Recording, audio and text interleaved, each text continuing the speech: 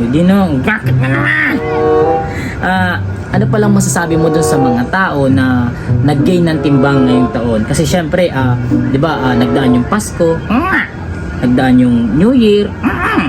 Syempre, kain sila ng kain. Ikaw rin naman. Tingnan mo, laki na ng tiyan mo. Hindi ako. Sila, anong gusto mo sabihin? Anong masasabi mo? O, dyan sa mga matataba ngayong taon, 2025. Sila talagang mga tunay na maswerte ngayong taon. Talaga? Ayos na. Kaya pag nakasalubong mo sila, pag mo silang sasabihan ng mataba sila, nakakasakit yun. Kaya di mo naman sabihin na hindi ka nakakasakit. Paano? Ganito gawin mo. Pag nakasalubong mo yung kaibigan mong mataba, huwag mong sasabihan na mataba siya. Anong gagawin nga? Sabihin mo, ang healthy mo na. Bakit di ka kumapayat?